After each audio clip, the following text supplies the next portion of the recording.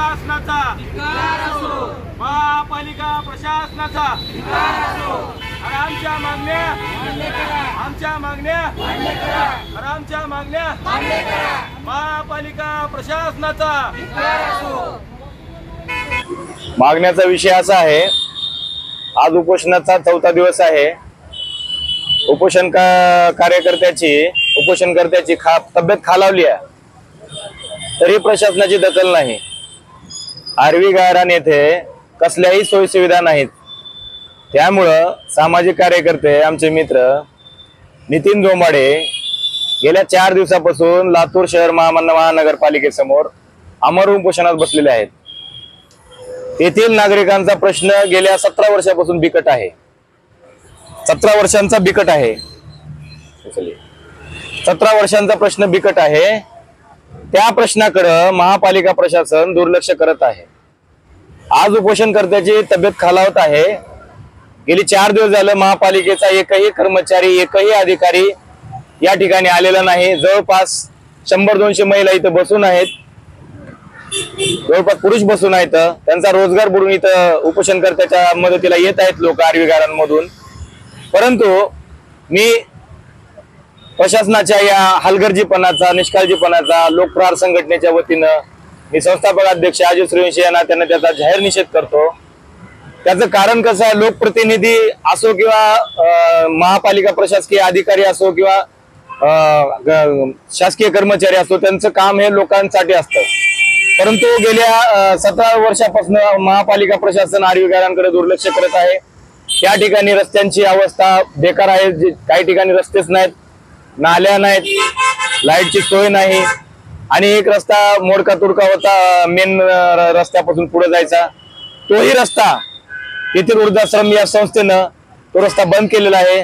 त्यामुळे रात्री अपरात्री जायला महिलांना, विद्यार्थ्यांना वस्तीमध्ये जायला खूप अडचण होत आहे। त्याचं कारण एक असं आहे, आज आरवी गायरान जरी 7 ते 8 किलोमीटर शहरापासून दूर असेल, परंतु जे आरवी गायरांमध्ये जे वस्ती आहे ते मूळ वस्ती सिंगल कॅम्प या ठिकाणची आहे।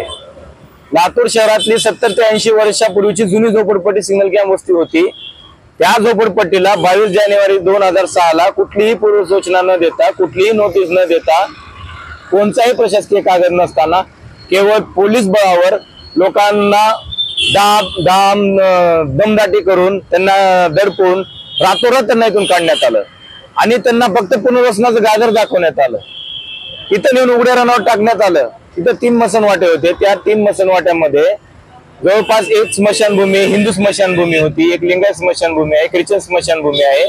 तर हिंदू स्मशानभूमी पाडून त्या स्मशानभूमीवरती लोकांचे पसारे नेऊन टाकण्यात आले। किती भारताची आमची दुरावस्था आहे। आम्ही भारतीय नागरिक असून आमच्या आरवीतील नागरिकांची ही अवस्था आहे का एका मसनवाट्यामध्ये घर देता का तुम्ही?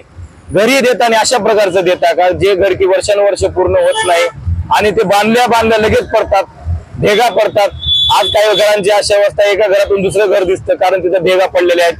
17 ते 18 फूट चिखल आहे, लोकांना यायला अडचण आहे। शहरामध्ये त्यांना रोजगारासाठी यावं लागतं, शिक्षणाची सोय नाही, शाळा नाही। इथं आमच्या महिला धुनी भांडी करतात, कोण रिक्षा चालवतं, कोण गाडी चालवतं, कोण गवंडी काम करतं। यांच्या पाठीमागे कोणताही राजकीय पुढारी आजकाल थांबले नाही। मला सर्व लातूरच्या आमदारांचा मी जाहीर निषेध करतो, लातूरच्या खासदारांचा मी जाहीर निषेध करतो, महाराष्ट्र सरकारचा मी जाहीर निषेध करतो। कारण आमचा हा माणूस आहे। जनावरांकडे लक्ष देता तुम्ही, माणसाकडे का देत नाही? आमचे माणसं काय माणसं नाहीत का? आमच्या माणसांनी जायचं कुठं, मागायचं कुठं? गेली 4 दिवस झाले उपोषण करत आहे, त्याकडे तुमचं लक्ष नाही। तुमच्या माध्यमातून, न्यूजच्या माध्यमातून आम्ही जनतेला सांगू इच्छितो की जनतेने या घटनेचा तुम्ही जाहीर निषेध नोंदवण्यात यावा। कारण महापालिका आजही 4 दिवस लक्ष देत नाही, फक्त सोयी सुविधा देण्याचं पत्र काढते आणि लोकांना काही देत नाहीत। नगरसेवक येतात, निवडून जातात, काही करत नाहीत। लातूर शहराचे आमदार देशमुख अमित भैया निवडून येतात, शहरात त्यांचं लक्ष नाही, या आरवी गायरांकडे लक्ष नाही।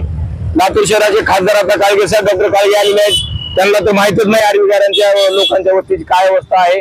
आणि राहिला प्रश्न उरल्या सुरल्या विरोधी पक्ष नेत्यांचा, त्यांचंही लक्ष नाही। इथं माझं एकच म्हणणं आहे लोकप्रहार संघटनेच्या वतीनं व समस्त आरवी गायरान नागरिकांच्या वतीनं, आमच्या उपोषणकर्ते नितीन जोपाडेच्या वतीनं, की या लोकांच्या मागणीचा जर तुम्ही तात्काळ जर तुम्ही प्रश्न मार्गी नाही लावला तर याच्या व्यतिरिक्त एवढं मोठं आम्ही आंदोलन करणार आहेत की प्रशासनाने याची आजच दखल घेण्यात यावं.